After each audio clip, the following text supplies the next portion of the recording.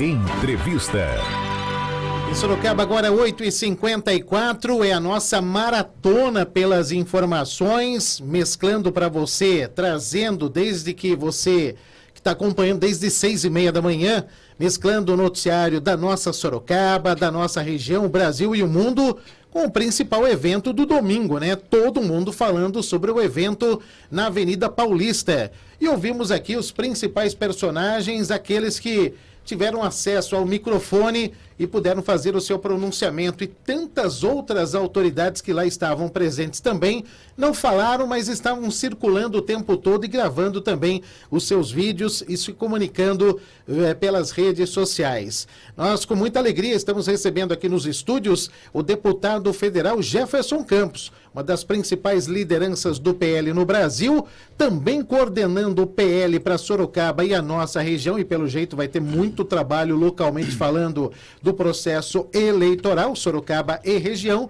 mas principalmente nosso objetivo aqui, o convite para o deputado Jefferson, é falar um pouco dos bastidores do que foi o encontro ontem na Avenida Paulista. Deputado, nosso muito obrigado pela presença. A gente sabe da correria que o senhor está fazendo essa ponte aérea São Paulo, Sorocaba, Sorocaba, São Paulo, São Paulo, Sorocaba, e agora veio direto aqui para a nossa Cruzeiro FM.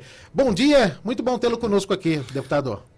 Muito bom dia, Fábio Andrade, Cibele Freitas, Everaldo na técnica, em nome de quem cumprimenta toda a equipe da Cruzeiro FM. E bom dia a você, nosso ouvinte, que em todo o Brasil, né, não apenas na região, mas principalmente na região também, sempre está acompanhando aqui a Cruzeiro FM.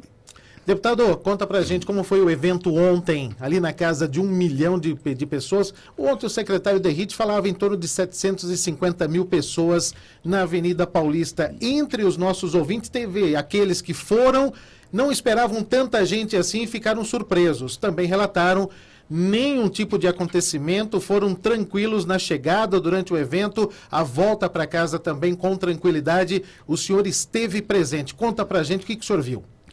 Olha, nós que estávamos numa visão um pouco mais privilegiada, né? Não só estivemos também no chão da Avenida Paulista, mas tínhamos acesso a um outro local, que era o trio, né?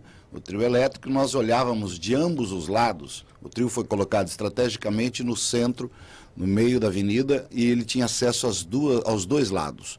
E aqueles que usaram a palavra, eles se revezavam olhando para um lado ou para o outro. Nós não conseguimos ver o final da multidão. Nós não conseguimos enxergar o final. Tal era o número de pessoas. Não é exagerado falar-se em 1 milhão de pessoas, ou até mais que isto, né? Eu vi que Derrite falou, aliás, um abraço, né? Nosso sempre deputado e hoje um brilhante secretário de Estado de Segurança Pública do nosso Estado, que esteve conosco semana passada aqui anunciando novas aquisições, né? Para a Polícia Civil, para a Polícia Militar, para a segurança de uma forma geral. Um abraço ao meu amigo, né? Nosso querido deputado sorocabano, o Derrite. E nós não conseguimos enxergar o final daquela multidão. E realmente, como você frisou, e muitos frisaram, uma manifestação pacífica, uma manifestação ordeira, onde todos os que foram lá estavam imbuídos realmente de um sentimento de patriotismo, de falar o que sentiam, ou de ouvir aqueles que iam se pronunciar de uma forma respeitosa. É claro que num momento como este, muito calor, algumas pessoas podem ter tido algum momento mais de algum mal súbito ali, mas até os bombeiros estavam lá, a Polícia Militar, todo o aparato de segurança para fazer deste evento um evento histórico, marcante na história do nosso país. Claro que a principal mensagem, eu gostaria do seu contato com as demais autoridades, daqueles que acompanharam ou na Avenida Paulista ou tiveram acesso às informações também via imprensa, e é o nosso papel também na manhã desta segunda-feira para aqueles que não conseguiram acompanhar todos os pronunciamentos. Um amplo destaque para a maneira como o Jair Bolsonaro, ele pediu anistia sobre a questão do 8 de janeiro e também deixou bem claro o papel dos demais políticos, elogiando muito também o governador Tarcísio. Aliás, o próprio governador também fez questão de falar que não seria ninguém sem a participação de Jair Bolsonaro. Foram os pontos principais desse pronunciamento. Muita emoção ontem também, né, deputado?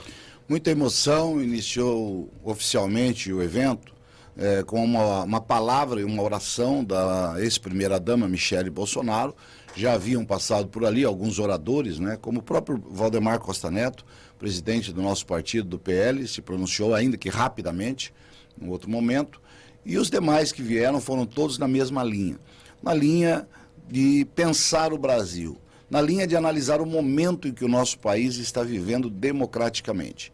É claro que não poderia deixar de ser citado esta questão do 8 de janeiro e dos seus presos que lá estão. Alguns achando, né, que a dosimetria da pena ela está exagerada.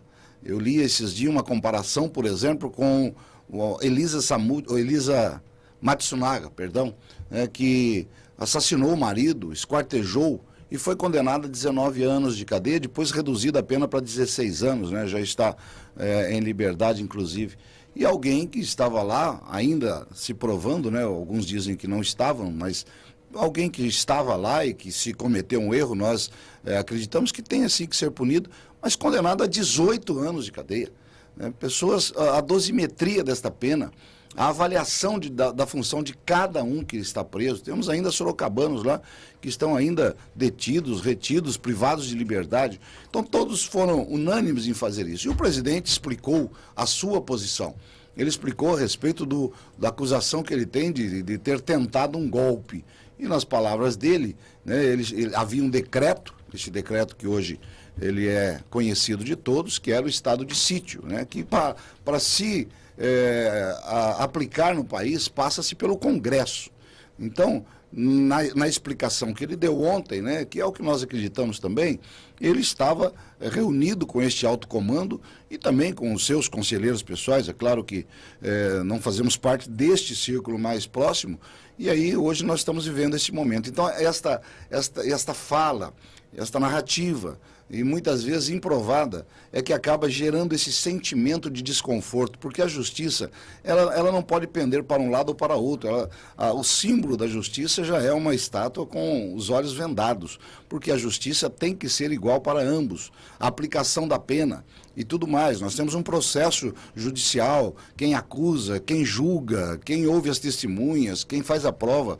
Isso não pode estar todo centralizado num único poder e numa única pessoa. Nós temos que ter o devido processo legal. Se fala tanto em Estado democrático de direito, Estado de direito democrático, e é este momento que nós estamos vivendo hoje. Todos os que caminharam por ali, inclusive o pastor Silas Malafaia, fez esse histórico, né, do tempo e de algumas outras ações que ocorreram, onde a dosimetria da pena foi diferente. Né? Ele citou ali, por exemplo, José Dirceu, né, que foi preso, condenado a 30 anos de prisão, e disse, né, anos atrás, que tinha que se fechar o judiciário, que tinha que se acabar com isso, tinha que se fazer outro movimento, e nada aconteceu em relação a isso. Então esta dosimetria, esta medida, 2 pesos, 2 medidas, é o que foi a temática, né, da fala do nosso pastor Silas Malafaia, que foi o organizador do evento, e também de alguns outros, né, que usaram a palavra entendendo que isso não é bom para o país. Eu me alio àqueles que entendem que isso não é bom para o país, não é bom para a democracia, não é bom para o cidadão que sente uma impotência, que sente que não tem para onde recorrer. Né? E nós ouvimos isso todo dia, nas nossas redes, onde vamos, viu, vocês não vão fazer nada, o que vocês estão fazendo, qual é a ação que vocês estão tomando, e nós estamos tomando ações. Ações como, por exemplo, o impeachment que pedimos do presidente por declarações infelizes, né? Eu assinei esse pedido de impeachment que protocolamos semana passada, para que haja esta questão de justiça, esta questão que nós entendemos que é a questão principal da justiça, que ela seja realmente de olhos vendados, não a B, não a A, mas sim ao fato em si e ao devido processo legal. Nós ouvimos há pouco aqui um trecho, né, do pronunciamento do ex-presidente Jair Bolsonaro. Ele fala e pede o apoio do Congresso Nacional quanto ao assunto anistia às pessoas envolvidas nos atos do dia 8 de janeiro. Como que o senhor vê essa questão dos ataques, das punições até agora? O senhor é a favor dessa anistia? Isso vai reverberar dentro do Congresso Nacional depois do pedido de ontem? Porque o Brasil está falando sobre isso, deputado. Como eu acabei de dizer, nós temos essa questão muito intrínseca, né, de punir aqueles que realmente cometeram atos de vandalismo, de ataques. O Congresso foi atacado, nós fomos invadidos pelos índios, fomos invadidos por sem terra, né? Nessa invasão que tivemos lá, 24 pessoas feridas, inclusive em estado grave. Nunca se houve essa tipificação como ato terrorista, mas foi invasão do Congresso. Estiveram na Câmara, eu estava lá, né, quebraram os vidros, houve confronto com as polícias do Congresso, a polícia judiciária do Congresso, mas foi-se punido aqueles que se excederam. Agora, hoje nós temos essa dosimetria da pena, essa medida desmedida da pena. Então, o que estamos entendendo é isso. Há um projeto no Senado, se não me falha a memória, do senador Mourão, né, que ataca esta questão, mas eu não penso que mude efetivamente a questão lá no Congresso, esse pedido de anistia. Até porque há o devido processo legal. E hoje, se você for acompanhar as votações da Câmara dos Deputados, nós fazemos parte de uma oposição. Foram eleitos, né, com viés de esquerda, e não sou eu quem estou dizendo isso, o próprio presidente Lula esses dias, numa manifestação, num congresso de educação, ele disse, né, respondendo às críticas daqueles que ali estavam, que ele deveria ir para cima, mudar a legislação, ele lembrou aos manifestantes, dizendo, olha, nós temos hoje 130, 140 votos na esquerda. Os demais eu tenho que negociar, eu tenho que conversar, eu tenho que apresentar as propostas. Então nós temos visto que, mesmo tendo um viés de esquerda menor no Congresso, em torno de 130 a 140 deputados da esquerda, né, de partidos de esquerda no Congresso, ainda os demais, o centro, ainda não está abraçando esta causa de anistia, ou seja qual for. Então, vai demandar ainda muita conversa, muita negociação, é um ano importante, temos sucessão na Câmara, no Senado, é um ano complexo para nós, temos eleição municipal que já está tomando conta das conversas, não só lá no Congresso, mas nas ruas também, nas cidades. Então, nós vemos com preocupação, porque as pessoas, muitas delas continuam presas, outras ligadas a tornozeleiras, ainda as suas vidas não voltaram ao normal. Então nós vemos com preocupação. Não vejo ainda com muita esperança, mas a luta continua e nós vamos continuar fazendo a nossa parte, cobrando, votando no que é bom, mas rejeitando aquilo que entendemos que não é bom para o país. Deputado, eu preciso fazer um rápido intervalo, mas eu quero fechar esse primeiro bloco da nossa entrevista com um assunto que mexeu muito com os nossos ouvintes aqui nas mais diversas opiniões que chegaram aqui pelo nosso WhatsApp. Eu percebi uma certa discussão entre eles aqui sobre a questão da religião no evento de ontem. Falar o nome de Deus é um ato político, política e religião se misturam, Silas Malafaia, toda essa polêmica. O senhor é muito ligado à religião, pastor evangélico, tem a sua igreja, tem os seus fiéis, é o consultor e muitas vezes orientador de muita gente que lhe procura fora da questão política do dia a dia. Há quantos anos o senhor já está como pastor evangélico aqui em Sorocaba e visitando as igrejas de todo o Brasil, principalmente? Como que o senhor vê essa questão daqueles que ficam indignados em misturar política com religião e a participação e a maneira como foi... A Michele Bolsonaro fez um pronunciamento extremamente emocionada, mas ligado muito a mais um ato religioso, de uma maneira mais religiosa, citando trechos da Bíblia também. Como o senhor vê isso? Há motivo para essa discussão? Há um exagero ou não? Fala pra gente. Olha, essa não é uma discussão nova, né? Eu sou um dos fundadores da Frente Parlamentar Evangélica. Quando cheguei ao Congresso em 2003, portanto, há 21 anos atrás, nós vimos que não havia uma frente parlamentar que representasse o pensamento cristão evangélico. Nós tínhamos a frente da agricultura, do comércio, da indústria, as mais variadas frentes, né, da segurança, que ainda tem até os dias de hoje, e criamos, então, a Frente Parlamentar Evangélica. Éramos 25 a 30 deputados. Hoje somos 150 deputados. Esta questão não é uma questão nova. Agora, não há como negar o avanço da religião na vida pessoal. Por exemplo, né, você que está nos ouvindo, se você for estudar a história, em 1517 houve a Reforma Protestante. Graças à Reforma Protestante, existe hoje o ensino público. À época, apenas os nobres e os clérigos tinham acesso à educação. Tanto é que Martim Lutero foi aquele que leu a Bíblia, interpretou de uma outra forma e houve a ruptura com, então, a religião da época e se criaram, então, os protestantes, de onde se deriva, inclusive, os atuais evangélicos. Graças à necessidade que o povo tinha de ler a Bíblia, foi se instituído o ensino público. O sistema público de saúde também demanda desta época. Grandes conquistas, as escolas confessionais iniciaram-se nesta época e esse avanço vem. A comunidade evangélica, que hoje representa quase 40% da população brasileira, tem o direito de eleger pessoas que pensam como ela. Assim como o sindicato elege os seus representantes, os professores elegem os seus representantes e até algumas instituições que nós não concordamos muito com a maneira de agir, mas eles estão agindo para enviar os seus representantes para o Congresso. Instituições que às vezes até representam um pensamento que não é o nosso. E nós respeitamos.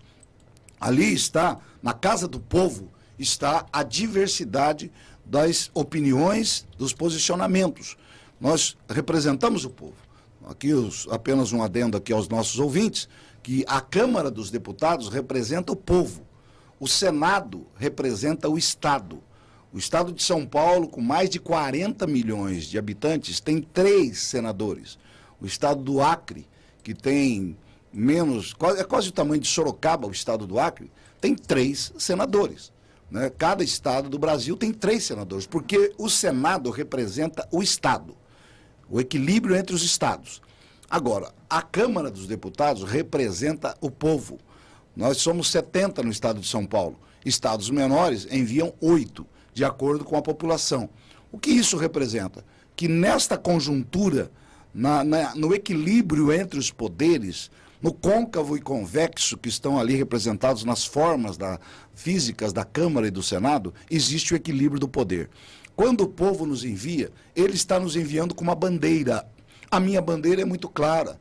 Deus, pátria, família, liberdade, contra as drogas, contra o aborto, contra a violência. Tudo isso que faz de mim estar já há 30 anos no mandato, vou completar 30 anos de mandato. E sou leal às minhas bandeiras.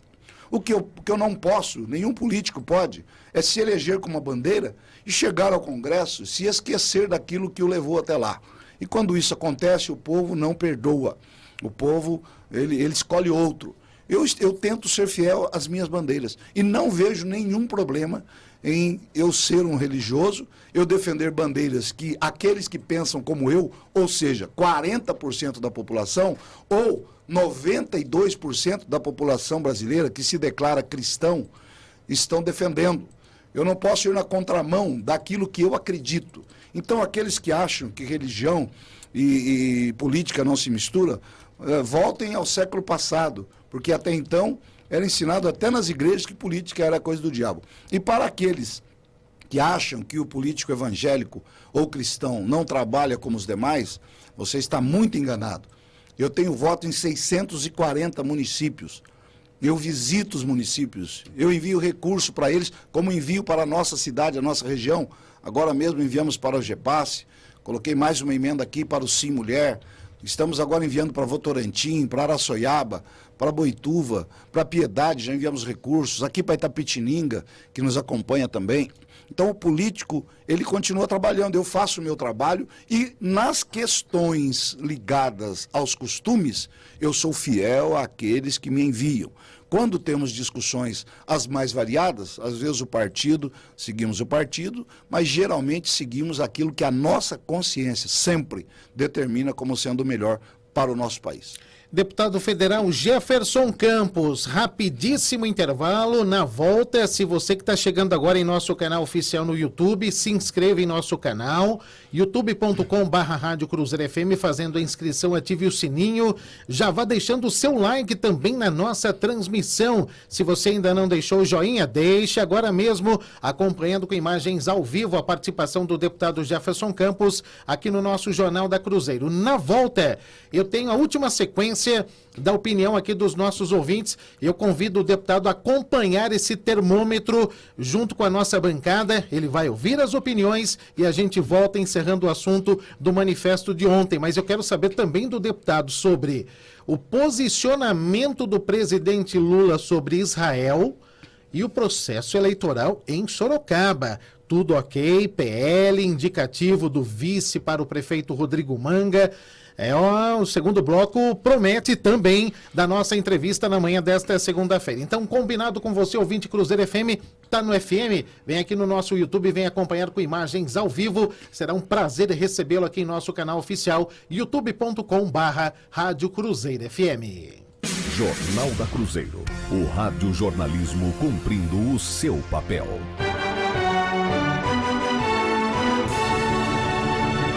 Construtora Planeta informa 914, para você, para sua vida e para o seu mundo. Acesse construtoraplaneta.com.br. É Planeta, pode confiar. Informação com credibilidade tem nome. Jornal da Cruzeiro. Os destaques dessa meia hora do Jornal da Cruzeiro têm o apoio cultural de... Sorocaba Ambiental, tratamento e transportes de resíduos industriais contaminados. Praia do Sabugo no Shopping Olga. Nossas delícias em um ambiente único, especialmente feito para você. Casa Branca, a imobiliária mais lembrada da cidade, tem o melhor negócio para você.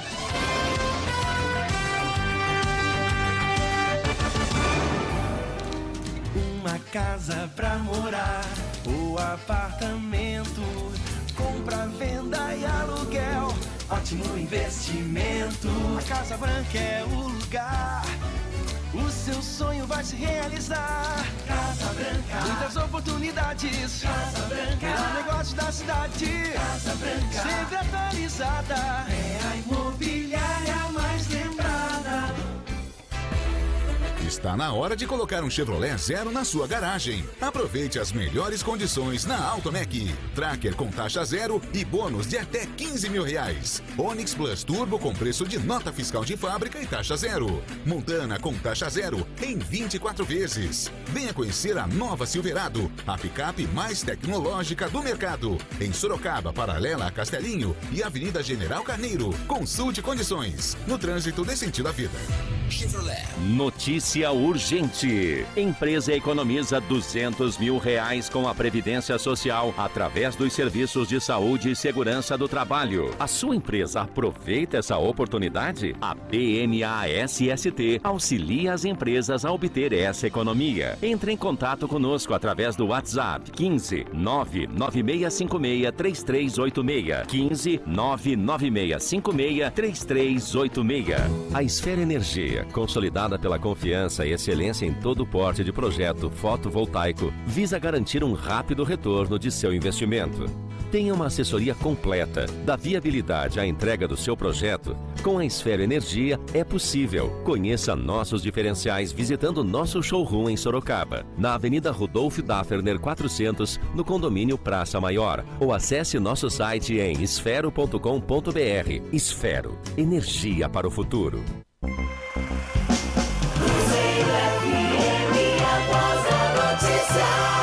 Vamos aqui para o bloco final da nossa entrevista com o deputado Jefferson Campos. Deputado, convido o senhor, junto com a nossa audiência, acompanhando aqui a nossa última rodada com a participação dos nossos ouvintes. Libera pra gente aí, Veraldo.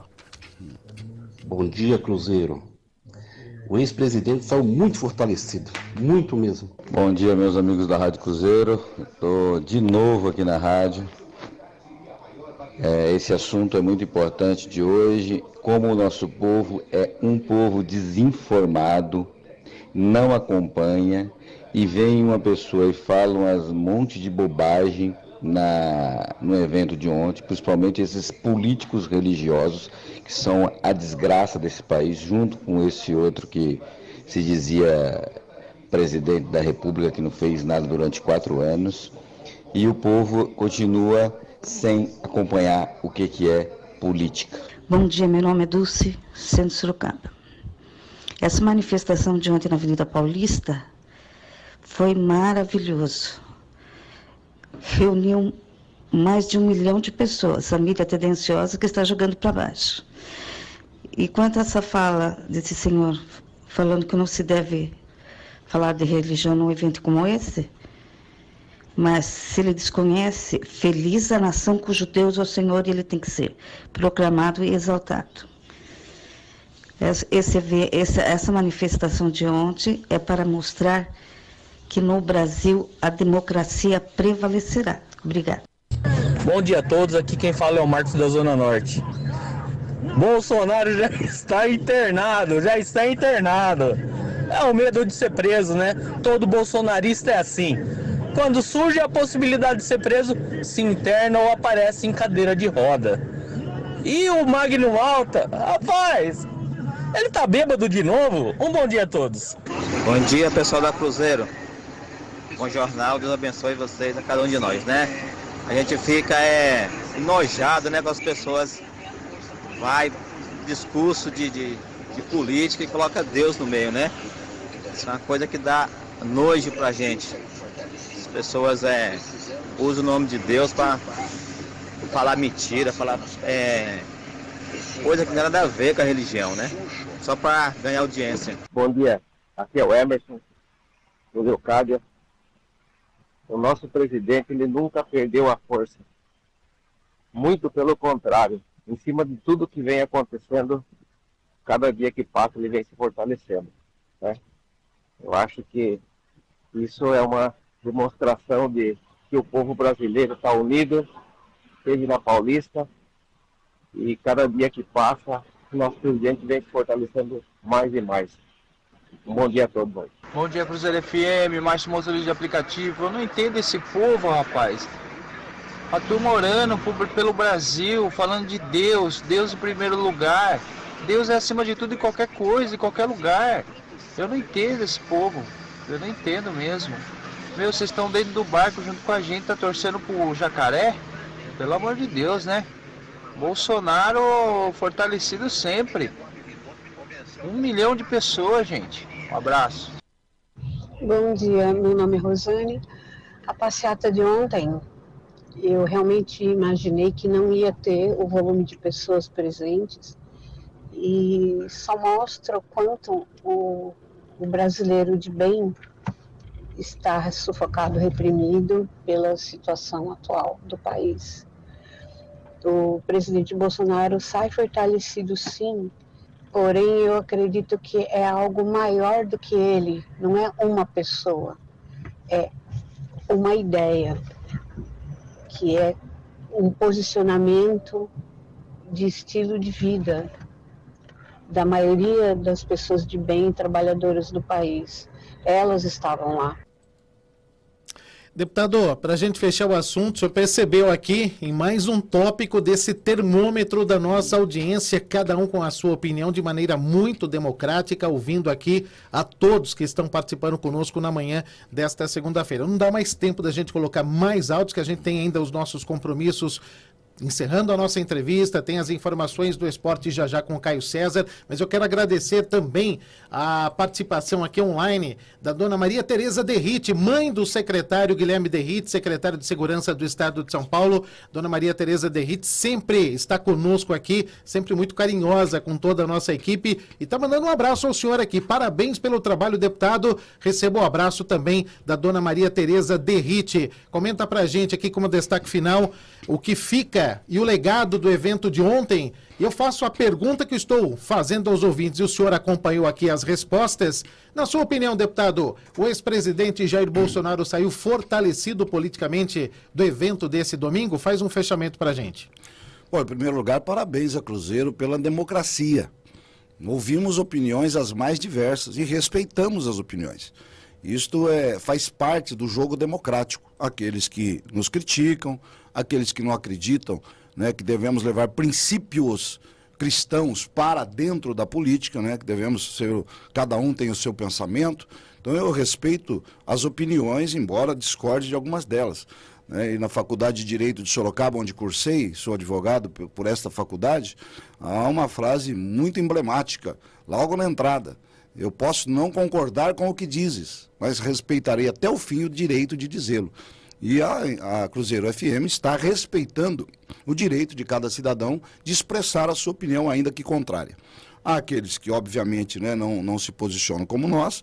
Eu quero também dizer que eu os respeito, mas eu prefiro manter princípios e valores que eu tenho na sociedade, que eu acredito, que eu vivo, que eu defendo, do que chegar ao Congresso com outros valores que não são os meus. Então eu quero dizer a vocês, né, não precisa ter nojo não, né? Se você acredita que alguém que prega a palavra de Deus, que vive os princípios cristãos, não pode estar no Congresso, envie alguém que tem outros princípios diferentes, que não crê em Deus, né? Que não tem os mesmos princípios, talvez, que a nossa sociedade, porque nós somos mais de 90% de pessoas cristãs. E que temos também a questão da cristã judaica que influi na nossa sociedade e muito.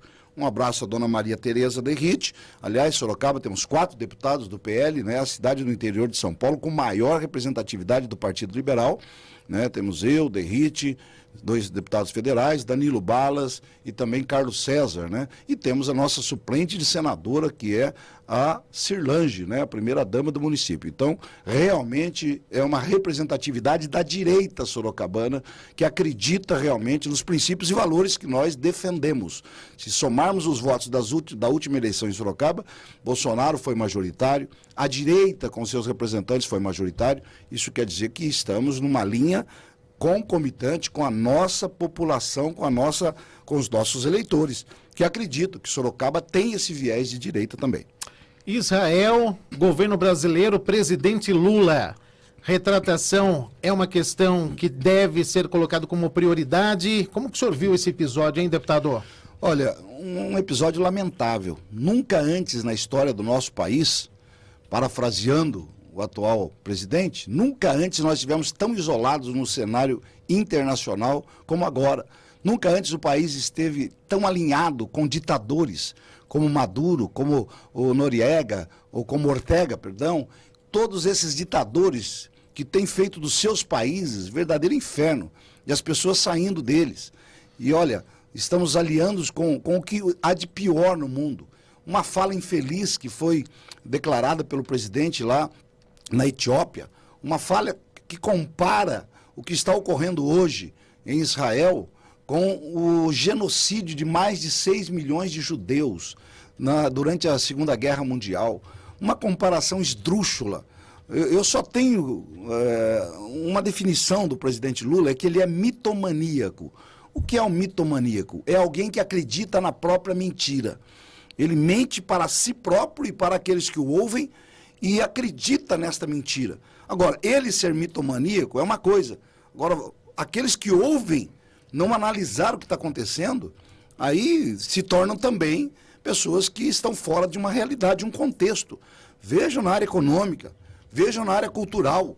Aqueles que criticaram uma oração lá ontem na Paulista, talvez deveriam criticar quando há manifestações que pessoas vilipendiam objetos sagrados, pessoas que enfriam crucifixo no ânus, diante de todos. E aí eu não vejo essa crítica. Não, mas você não pode fazer oração. Você pode brigar, beber, usar drogas, sexo livre, mas você não pode fazer uma oração porque é um evento político. Queridos, a política e religião estão desde os tempos iniciais. Quando Jesus está na cruz, quem socorreu o corpo de Cristo, quem tirou o corpo de Cristo da cruz, quem foi pedir para o governador para cuidar do corpo de Cristo, foi um político chamado José de Arimateia, que era senador da República da época. Ele emprestou o próprio túmulo, este túmulo que milhões vão lá visitar em Israel, lá em Jerusalém, onde Cristo ficou por 3 dias, ou um corpo, segundo aqueles que creem, é claro, como eu. Esse túmulo foi emprestado por um político, José de Arimateia. Então, esta mistura, né, está intrínseca no nosso povo. E nós acreditamos sim no que estamos fazendo. Agora, as falas do presidente Lula, infelizes. Eu assinei o pedido de impeachment, ele violou alguns artigos da nossa Constituição e da lei do impeachment, que fala sobre expor o nosso país, e ele expôs de uma forma vexatória por todo mundo, aqueles que defendem Israel, que não compactuam com o que houve com o Hamas, que no dia 7 de outubro invadiu o espaço de Israel, matou pessoas, decapitou bebês, estuprou mulheres e ainda está com os reféns. Se o Hamas quer a paz, por que não devolve os reféns que estão lá ainda? Mais de 100 pessoas estão lá aprisionadas. Por que não se ouve? Por que Lula não falou dos reféns que estão lá sofrendo atrocidades nas mãos dos terroristas do Hamas? E olha, não quero generalizar todo o povo palestino, mas foi um ato terrorista que nos indigna. Não é possível que alguém ache que, se comparando o genocídio de milhões de judeus com o que está ocorrendo hoje. Israel está tentando recuperar esses reféns, está fazendo incursões, está perdendo também soldados. E agora vem o nosso presidente, o presidente Lula, comparar isso com o genocídio. Fala infeliz. E ele insiste nisso. Não vou me retratar porque é verdade. Mas eu não ouvi a fala dele em defesa dos reféns. Ele que enviou recursos para Hamas, enviou recursos para o povo palestino, que hoje sabemos que foram usados, né, para armamentos, para cavar túneis, para comprar armamentos pesados. Eu não ouvi ele recriminando com esta veemência o ato terrorista, pedindo, já que ele tem relacionamento, né, o seu ministro Celso Amorim parafraseou livros sobre o Hamas. Por que ele não faz esta mesma defesa para que se devolvam os reféns? Teoricamente, quando se devolver os reféns, acaba a guerra. Esta fase da guerra se acaba. Mas não se ouve isso. O que se ouve é criminalizar o povo judeu, que já está sofrendo com o que está passando. E, aliás, muitos países do mundo que têm esse pensamento, como tinha a Alemanha durante a Segunda Guerra, e por isso as atrocidades que foram cometidas. Nós não compactuamos com isso. Assinei o pedido de impeachment, penso que foi o único deputado aqui da região que fez isso, mas respeito também a posição de cada um. É porque eu entendo que foi grave realmente o que aconteceu com a fala do presidente lá na Etiópia. E como destaca nosso ouvinte, a Lídia Pérez, aqui no nosso bate-papo no chat do YouTube, deputado, existe um brasileiro refém nas mãos do Hamas, né? Será que a família desse brasileiro está recebendo o suporte do nosso governo? Nós oferecemos a eles, eu faço parte da Comissão de Relações Exteriores da Câmara, tenho acompanhado isso para e passo, oferecemos, mas exatamente isso, né? O presidente diz, lá no início dessa crise, não, vamos lá, vamos conversar, a gente conversa lá. Conversa. Estamos falando com terroristas, estamos falando com pessoas que não têm valor à vida humana, que matam. Temos brasileiros lá, e nem por este brasileiro eu vi o presidente Lula fazer um apelo ao Hamas, que ele diz que tem um bom relacionamento, né, com os palestinos e também com aqueles que discordam, né, da nossa maneira, como esse grupo terrorista. Então, suplique, peça, porque há uma família aqui, há amigos aqui que estão sofrendo por conta de alguém que não se sabe, desde 7 de outubro, como está, qual é a situação dele, se está vivo ou não. E repito, se o Hamas quer tanto acabar com esta guerra, devolvam os reféns. Diz, olha, é o nosso gesto, é o nosso ato, vamos parar com essa atrocidade. Mas nós não vemos isso. Pelo contrário, nós vemos o acirramento a cada dia desta guerra. Deputado, para fechar aqui nossa entrevista, realidade local, processo eleitoral 2024, movimentação importante dentro do PL aqui em Sorocaba, e eu sei que o senhor também está envolvido junto com os demais integrantes do PL no processo eleitoral da nossa região, mas falando de Sorocaba. Agora com Roberto Freitas, vice-presidente do PL em nossa cidade, passa a ser o principal nome, a indicação do PL. Como disse o deputado Danilo Balas na semana passada, o aperto de mão com Rodrigo Manga, selando o acordo republicanos-PL. PL vai indicar o vice. Ele disse aqui, ele acredita nesse aperto de mãos. Então, o acordo está selado. Roberto Freitas é esse nome a partir de agora, deputado? Olha, Fábio, Sibeli e os demais ouvintes, a composição política local é sempre como um casamento. Não pode querer só o noivo que quer ou só a noiva. Há muita conversa, é um cargo que gera disputa, né, de outros partidos e outros atores, né, e atrizes que desejam também. A avaliação do prefeito é boa e por isso há muitos que querem ser o seu vice, né, porque estar ali próximo deste poder, do que é o poder executivo. Nós estamos em conversações, né, há possibilidades. Isso vai depender também, lógico, da vontade do prefeito, porque ninguém casa com quem não quer, né? O PL é um partido importante, é o maior tempo de televisão, é o maior fundo partidário, estamos montando uma chapa muito competitiva. Nós não saímos do PL por achar que Valdemar Costa Neto estava preso e o partido ia acabar, depois de 25 anos se alimentando do partido. Nós não somos dessa natureza. Que o partido ia perder o registro, infeliz declaração daqueles que pensam desta forma. Não é assim que se forma partido. Eu já mudei de partido várias vezes e sempre deixei portas abertas. Não se fala isso, infeliz declaração. Nós somos leais à nossa bandeira. Tanto é que 2 dias depois já estava fora o nosso presidente, está aí trabalhando, né, no dia a dia. Infeliz declaração. né? Pode-se sair pelos mais variados motivos, inclusive pelos motivos pessoais. Eu não quero estar aqui, eu perdi o meu espaço, eu vou procurar um espaço maior. Isto é natural, né? Agora, dizer que porque um presidente que caminha com você há mais de 20 anos está preso e por isso eu vou sair do partido, não. Se alguém fez isso, se alguém pensou dessa forma e se declarou dessa forma, foi muita infelicidade, né? Nós respeitamos aqueles que querem sair, ninguém pode segurar ninguém. Então o PL está em composição, Danilo Barros é o novo presidente, né? Roberto Freitas é o vice-presidente do partido, há toda uma composição, eu, deputado Carlos César, Danilo, Derrite, e a própria a nossa primeira-dama, Cirlange, que também conversamos sobre ajudar a compor esse partido, porque nós queremos ter uma chapa forte de vereadores, não vai ser uma eleição fácil, né? Hoje está em discussão, retorna amanhã a discussão no Supremo Tribunal Federal sobre a regra do 80-20, né? Ou seja, cada candidato para ser eleito ele tem que ter no mínimo 20%. Perdão, que foi o fim de semana de muita fala. Imagino. Então, há esta regra 80-20 que está em discussão, que pode mexer inclusive na composição da Câmara, né? Se hoje está, acho que 2-2, empatado, né?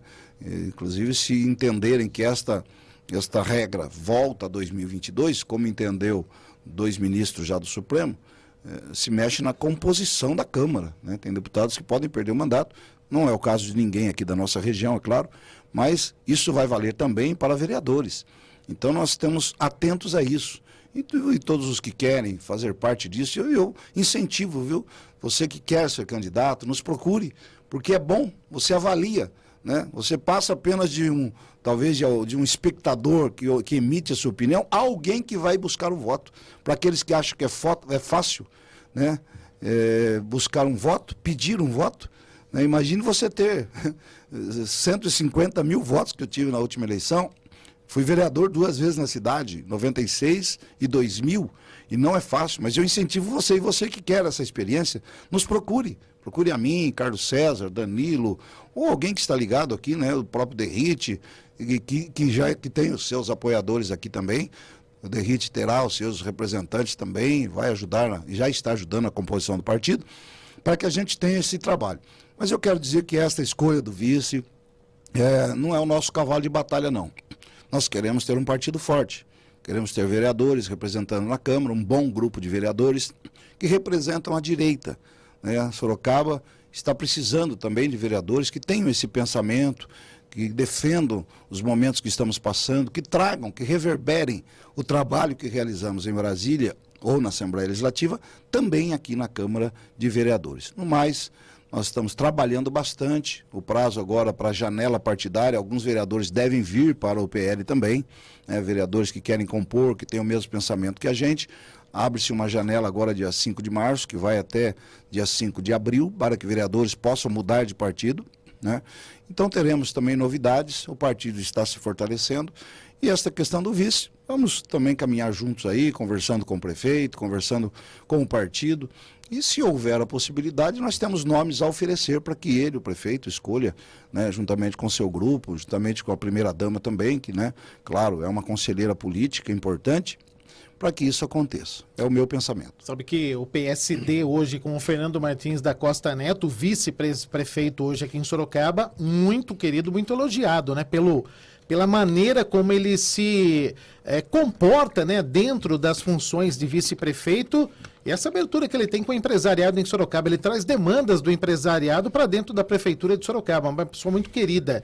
Caso o prefeito solicite ao PL, olha, eu tenho um vice aqui que está indo tão bem, que tem uma tendência de manutenção e fazer uma parceria com o PSD. O PL abriria mão por uma composição amigável nesse patamar, deputado? Então, essa é uma conversa que nós temos que ter com o partido, com aqueles que estão hoje comandando esse processo, né? Você está dizendo que temos um bom vice hoje, e já temos mais alguém que quer também no próprio PSD. Então, tem novo integrante, né? Vai dizer assim, não, esse vice meu não é bom, eu vou trocá-lo por alguém que também está no partido, né? Então são situações diferentes, né? O senhor ficou chateado com o Cláudio, a saída dele? Imagina. Cláudio é amigo da gente há muito tempo, um batalhador, um trabalhador. Eu só penso que as pessoas têm o direito de ir e vir, né? Eu repito, eu já mudei de partido algumas vezes, né? E sempre deixei portas abertas. Eu já estive no PSD, eu fui o deputado mais votado da primeira eleição do PSD, né? E depois, conversando com o Kassab, achei que era melhor seguir a minha vida, meu rumo, e hoje temos um bom relacionamento. Eu não me chateio com pessoas. O que eu digo é a minha opinião, o que eu não faria, né? Eu quero deixar portas abertas por onde eu passar. Ontem mesmo conversei com o Kassab, conversamos, né, por telefone, uma ideia rápida também, um outro assunto. Mas então, não são pessoas, sabe? Eu não quero analisar e julgar pessoas, apenas atitudes que às vezes são inconvenientes no mundo político, onde hoje, né, estamos divergindo, mas amanhã podemos estar caminhando juntos. Mas nós estamos oferecendo também esta oportunidade, e repito, você que é de direita, você que tem um sonho também de representar a sociedade na Câmara Municipal, nos procure. Estamos aqui, temos escritório em Sorocaba, estamos aqui a semana toda abertos a receber isso. Eu atendo no meu escritório 2 vezes por semana, segunda e sexta, terça, quarta e quinta eu estou em Brasília, e você é muito bem-vindo se você comunga com as nossas ideias. E olha, temos uma chapa muito boa. Temos uma chapa de pessoas que realmente representam a sociedade e farão, né, um papel muito bonito. E o PL tem também uma proposta, né, depois de eleito, que a gente possa caminhar todos juntos, né, na Câmara, na Prefeitura, se houver esta coligação que nós entendemos, né, que estamos conversando hoje para que haja, para que a gente caminhe todos juntos, né, e passa muito rápido, né? Depois dessa já começa a discussão para a nova reeleição e vem aí, não sabemos quem será ainda os candidatos a governo, o presidente da República, mas certamente esse movimento de direita, Valdemar Costa Neto usou uma citação, ele diz: esse movimento não voltará mais a ser o que era. O Brasil despertou para a direita. Ele não vai voltar, seja Bolsonaro, seja quem for o candidato, ele vai haver. Ontem foi uma prova disso, né? Quase 1 milhão de pessoas ontem, né? Alguns falam em 180 mil, mas é muito mesquinho você falar isso. Quase 1 milhão de pessoas, ao contrário do presidente Lula, que não consegue sair na rua, né? Ao contrário da primeira-dama, que não consegue sair na rua. Ontem Michele Bolsonaro foi ovacionada, não só na palavra que ela deu, como na oração que ela fez, né? Então, nós entendemos sim que é um movimento de direita que veio para ficar, e Sorocaba está inserida, é uma cidade importante, que tem crescido, o prefeito tem feito o seu trabalho, né? Tem buscado em Brasília aí recursos, e nós somos parceiros em tudo aquilo que for bom para a cidade de Sorocaba. Deputado, mais uma vez o nosso muito obrigado pela presença ao vivo conosco na manhã desta segunda-feira, e claro que o senhor volta com a gente assim que necessário, mesmo que por telefone. Importante a sua participação sempre conosco aqui. Boa semana, bom trabalho, e recuperando essa voz aí, porque o senhor vai usá-la muito aí pelo jeito essa semana. Estou prevendo isso, viu, deputado? Obrigado. Muito obrigado, um abraço a você, um abraço Sibeli, Everaldo na técnica, obrigado ao Alexandre Latuf, em nome de quem agradeço a toda a Fundação Cultural Cruzeiro do Sul, que sempre nos dá a oportunidade de expressar a nossa opinião, sempre nos dá esse microfone que a gente usa, e usa muito bem, porque tem uma audiência maravilhosa, e sempre que possível nos convidem para estar aqui prestando contas do nosso mandato. Um abraço a todos, que Deus os abençoe.